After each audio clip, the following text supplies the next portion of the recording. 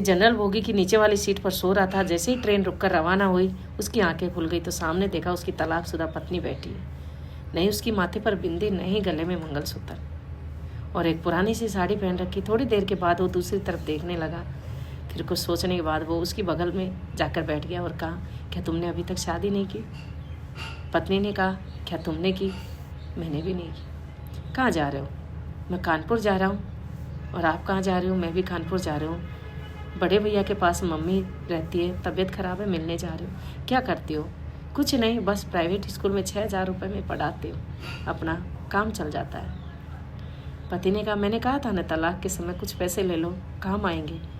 पर अपना स्वाभिमान ऊंचा रखा। पत्नी ने कहा, मैं जमीर को क्या जवाब देती? मैं चंद पैसों के लिए मेरा ज़मीन नहीं गिरा सकते। अब बातें चलती रही। इतनी देर में कुल्फ़ी बेचने वाला आया और पति ने कहा, कुल्फ़ी खाओगी?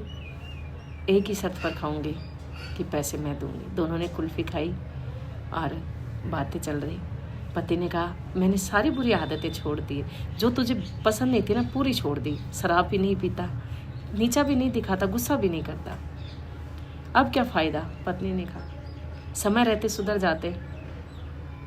बहुत टेंशन करती थी ना, टेंशन के चलते मेरे 2 भी गर्भपात हो गया। आज मेरे 2 बच्चे होते, एक 8 साल का, एक 6 साल का।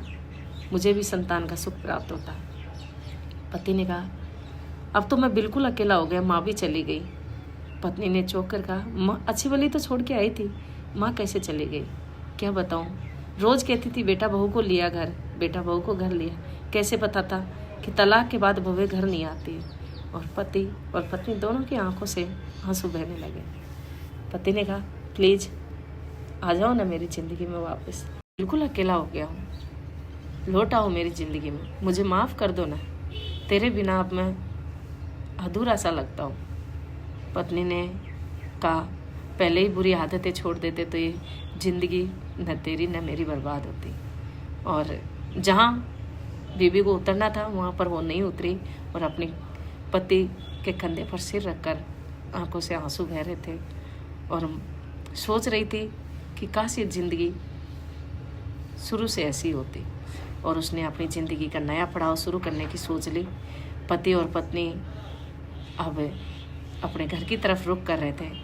पत्नी ने अपने मायके को नहीं, अपने पति के घर को चुन लिया और नई ज़िंदगी का सफ़र शुरू कर दिया।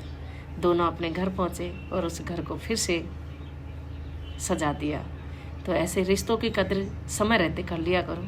अगर स्टोरी अच्छी लगी हो तो शेयर ज़रूर कर देना।